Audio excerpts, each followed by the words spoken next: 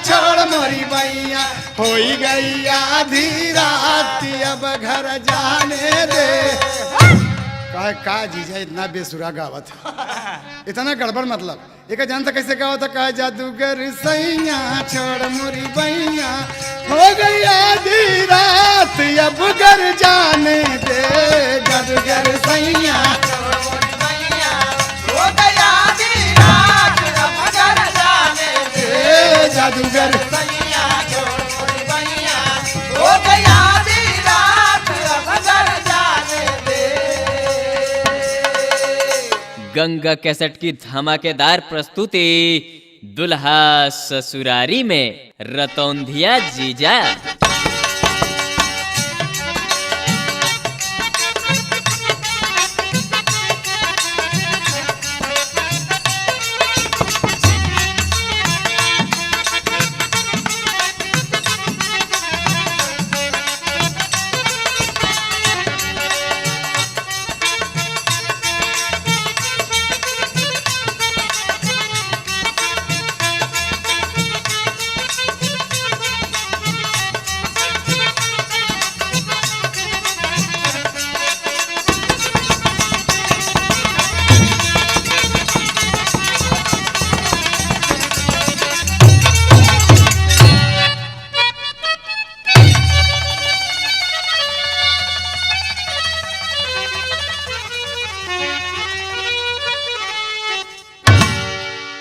Ganga cassette के प्रेमियों, आज मैं आपकी मुलाकात बिरहा जगत के सुपरस्टार हृदय सम्राट श्री हैदर अली जुगनू जी से करा रहा हूं। तो लीजिए, आपके सामने एक बार फिर गंगा कैसेट लेकर आए हैं श्री हैदर अली जुगनू जी। आइए श्री हैदर अली जुगनू जी, तालियों की गड़गड़ाहट के साथ हम इनका स्वागत करते हैं।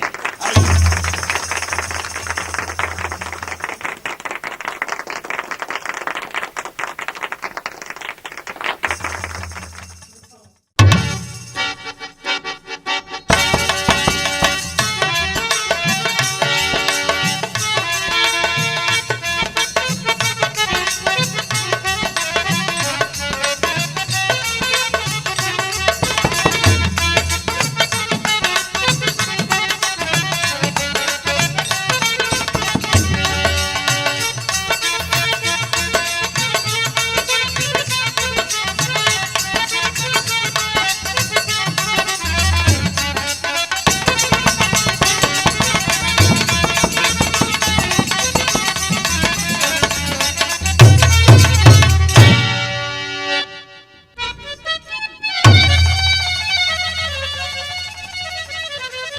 तमाम गंगा कैसेट के प्रेमियों को एक बार मैं धन्यवाद देना चाहूँगा कि माननीय श्री शर्मा जी ने मुझे पुनः इस बात का अवसर दिया कि हम आप सबकी खिदमत में फिर पेश हो सकें।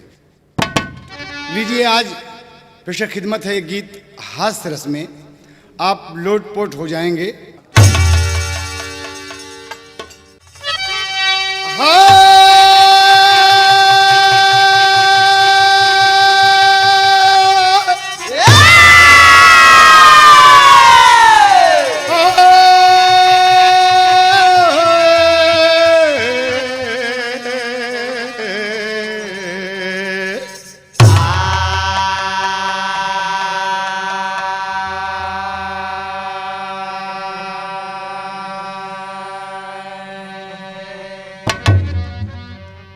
बुढ़िया बिहस के बुढ़ौना से बोलली कि जाके लिया अपन पतोहिया।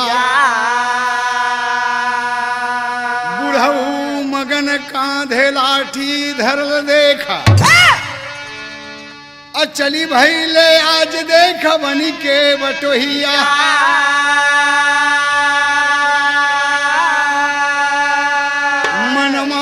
अपने सोचत जाल बुढ़ऊ किलिया के हम उबई बेटवा के दुल्हनिया।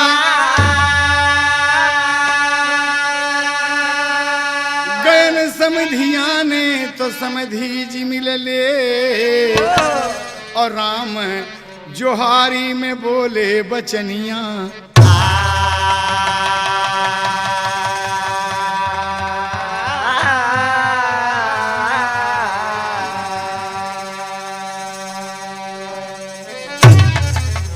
और हाल चाल सुनाओ बड़का भैया, कैसे आया? सब ठीक ठाक तो हो?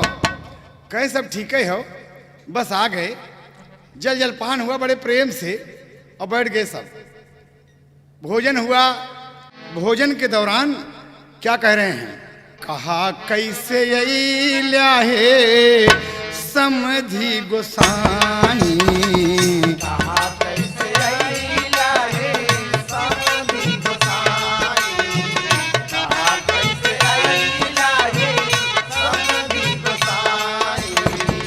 हमारा के मनमा बड़ा हो हर साई, कहा कैसे यही लाए समझी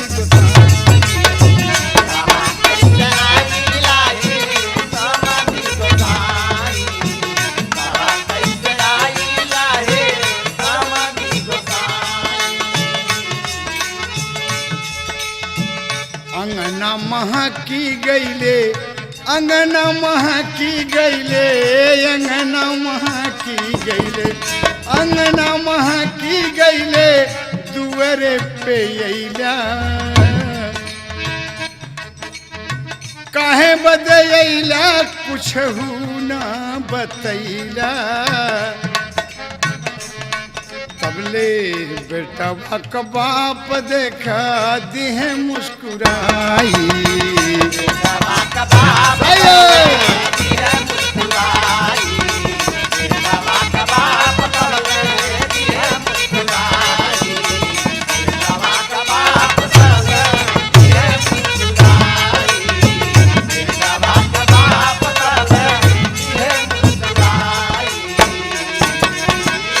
कहे हम बतावत है। तब तक भोजन समाप्त हो गया, चारपाई बिछी, बढ़िया पलंग, दोनों समधी गोसाई आ गए बाबूजी। तब तक समधी का दुल्हनी के छोटा वाला भैया हुक्का चढ़ा के लिए आके पकड़ा दिया मीठा बहन भैया और बैठ गए।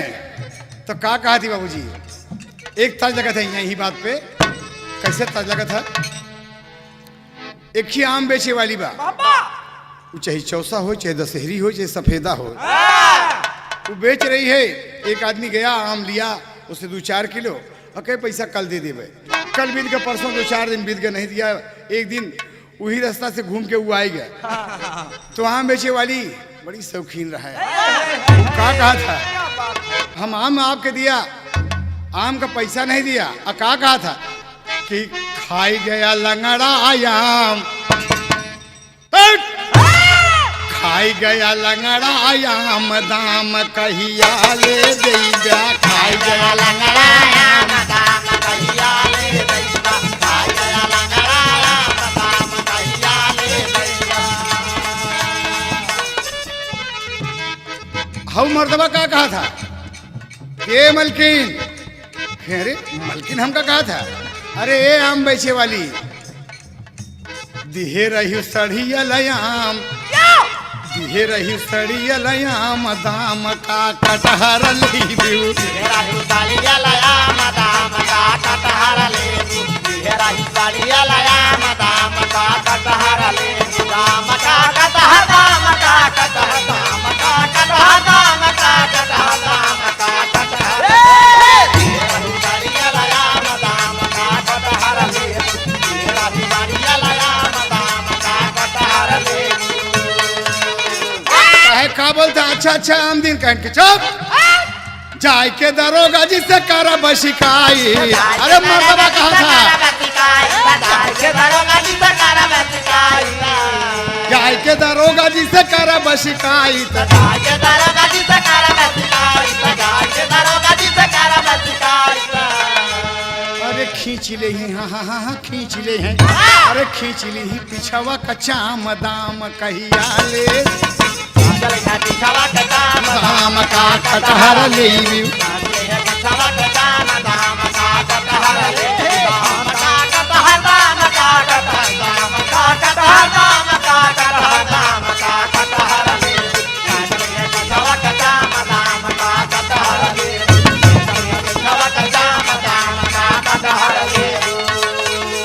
हाई ओरिजिनल रहा, लेकिन हिया अरे दोनों जने करथी आराम, चार पाई बिछी है, दोनों जने करथी आराम, शाम कई बेला रहली, दोनों जने करथी आराम, शाम कई बेला रहली, दोनों जने करथी आराम, शाम कई बेला रहली, शाम कई बेला, शाम कई बेला, भारत प्रयागराज एकदम हाथ से रास गई। दोनों जने करथी आराम, शाम कई बेला रहली, दोनों जने करथी आराम, शाम कई बेला रहली। हमहन बोलावया तोहरी बिटियावा, महल बोलावया तोहरी बिटियावा, महल बोलावया तोहरी बिटियावा, हमहन बोलावया तोहरी बिटियावा, महल बोलावया तोहरी बिटियावा, महल बोलावया तोहरी बिटियावा। मोरे बूढ़ा से होता नहीं काम, मोरे बुढ़िया से होता नहीं काम, मोरे बुढ़िया से होता नहीं काम, शाम कई बेला रहली, दुनिया पे होता नहीं काम, शाम कई बेला रहली, दुनिया पे होता नहीं काम, शाम कई बेला रहली, शाम कई बेला, शाम कई बेला, शाम कई बेला, शाम कई बेला, शाम कई बेला रहली, दुनिया पे होता नहीं काम, शाम कई बेला रहली, दुनिया पे होता नहीं काम, शाम कई बेला रहली। अरे इतनी ही बात है कि हम आपके बिटिया को बुलावे आए हैं बनी अपनी बहू के, तो कहे कि ठीक है थोड़ा मलकिन से पूछ ली, तब तक मलकिन दरवाजा की ओर से है केवाड़ा के पल्ला के बैठी हैं। अब बोला थी कि का है, कहें हम दुल्हनिया को बुलावे आए हैं, कहें बेटी न विदा होई, कहें बेटी न विदा होई, कहें काहे बरे, कहीं इतना दिन शादी ब्याह हो गया, वह गौने थवने के आए हैं, साल 2 बरिस का दिन गुजर गया, जब तक बोलावे नहीं आई मुर्दा मदावा, जब तक बोलावे नहीं आई मुर्दा मदावा, जब तक बोलावे नहीं आई मुर्दा मदावा, जब तक बोलावे नहीं आई मुर्दा मदावा, जब तक बोलावे नहीं आई मुर्दा मदावा, जब तक बोलावे नहीं आई मुर्दा मदावा। अरे जई है न ससुरे के धाम, अरे जई है न ससुरे के धाम, शाम कई बेला रहली, ये मन ससुरे के धाम, शाम कई बेला रहली, ये मन ससुरे के धाम, शाम कई बेला रहली, शाम कई बेला, शाम कई बेला, शाम कई बेला, शाम कई बेला, शाम कई बेला रहली, ये मन ससुरे के धाम, शाम कई बेला रहली, ये मन ससुरे के धाम, शाम कई बेला रहली। इतनी बात नहीं है दोस्त, आगे बात बढ़ गई कहन की, जब तक मेहमान ना ही बिट्टी ना बिना होए। बेटवा का बाप को बड़ा ठेस लगा कि वो दमादे के आगे हमार कोनो कीमत ना पा, हई टिबिल टिबिल छांट रही है दरवाजा के आटे थे। हाँ अच्छा, बड़े प्रेम से समझी से कहा थी, कहा भाई, कहे भैया आजकल का जमाना में घरे का मालिक मेहररुई हैं, अब जमन कहीं वही ना होई, कहे तो ठीक है। सुबह हुआ नित्य क्रिया से फारिग भये और लाठी उठा लिए, कहे कुछ विदाई में मिल गए, कहे हम जात है अब, तब भाई अपन बिटिया विदा की हुई जब मेहमान ससुर रही तब, और बुढ़ाऊ चल दिए, आए हैं यहाँ, बूढ़ा देख रही हैं, है दोपहरी होत है, मजे मजे चल के बेचारा थके मन से मायूस, है बुढ़वा आ गया, आया तो बूढ़ा एकदम पियरी पहन के, लोटा में पानी लेके, अच्छत फूल लेके कि हमार पतो आवत हुई, बुढ़ऊ निकल गए, ओके क्रॉस के निकल गए जब, तो बुढ़िया सोचस की पतोहिया कहाँ बा, बुढ़ऊ से पलट के पूछस की दुल्हनिया कहाँ बा, कहे पियरा पहिरे फूल लेके चली यहाँ, माला लेके चली यहाँ, आरती उतार है, हम कहे बोलावैया यही समधिन बोले कहा कि बिट्टी न विदा हो, जब मेहमान आई हैं तब विदा हो, और बैठ गए कहन के ये कैसी बात है कि हाँ वो अपने लड़किया का बुलाया, कहीं आवे जाए के ससुरारी अपन दुल्हन ले आया जब, तो कहे बाबूजी बाबूजी हम कैसे जाए बाबूजी, अरे आप कहे नहीं नहीं तू जाए, हम गए तो आर सास गोसाई कहा दिया कि बिट्टी न विदा होए, जा कहे लड़का चल के अपने मन में लगा सोचे बुढ़ऊ बुढ़िया से कहा थी। तर्ज है कि गईले ससुरारी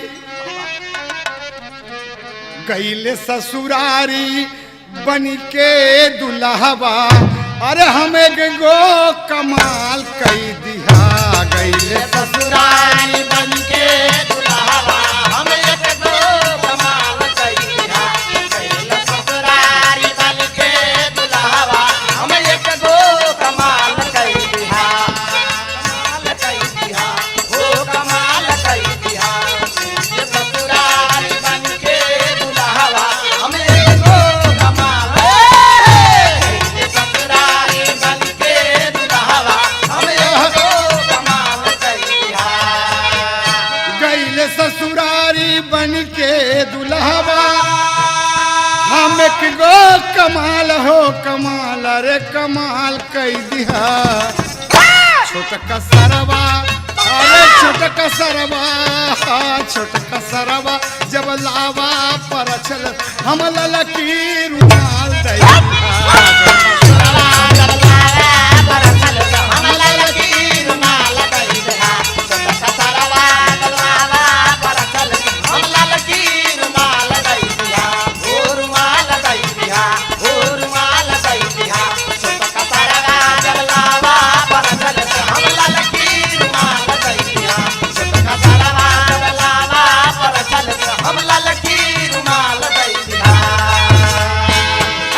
बूढ़ा से बोले लगे ये है ओरिजिनल रहा।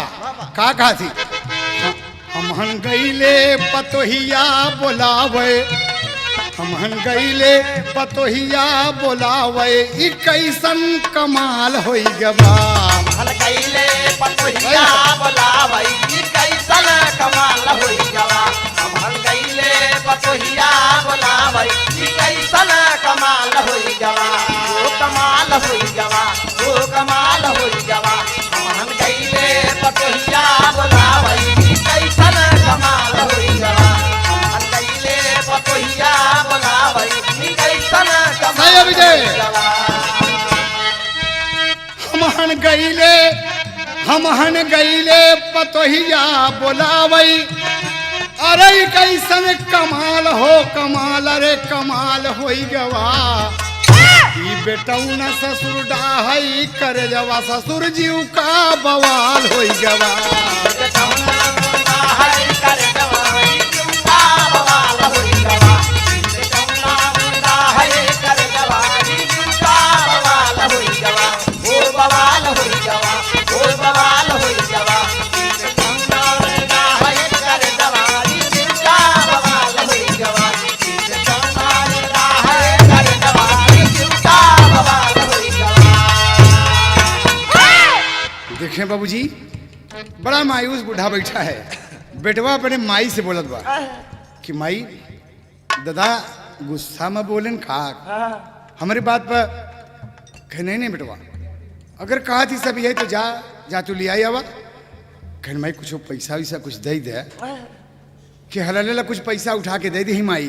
कहीं जा बेटवा अपन दुल्हनी के बुला लिया बा और हिसाब किताब से जाया बढ़िया ढंग से। अब देखा यहाँ पर लड़का आज अपने मन में सोच रहा है कि हे भगवान, ईश्वर के दीन करे एक रोग बड़ा अच्छा बा। एक रोग करे बड़ा अच्छा बा कि दिन डूब गया तो का कुछ दिखावे नहीं करत। वो एकदम आन्हर तो आन्हर और ससुरारी के रास्ता दूर बा। देखे कैसे होता मन में खूब अपने सोच विचार की हिम्मत करके कि जात तो वही देखा चाहिए। और कैसे जाता है तेरी का भाव लगा।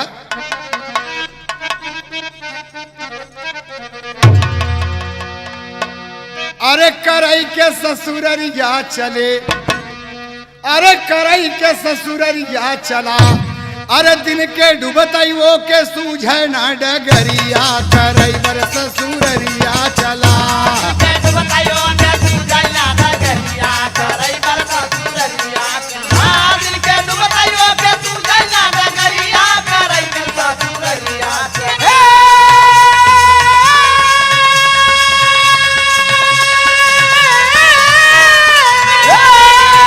ससुररिया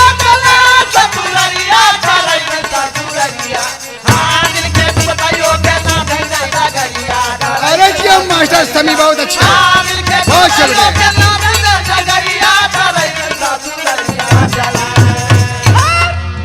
हाथ में उली है सलवंगिया, चौरा पे पहुंचा सरकार। हे संसारी माई देखियो, हमारी इज्जत रखियो हमार। आगे और बढ़ा जब बबुआ, बरगद पे जब पड़ी नी। आगे जब पहुँचाए बबुआ, बरगद देखत बा बड़वा। कह पहलवान साहब लंगोटा चढ़ाइबे, पर्दा पानी राखा हमार।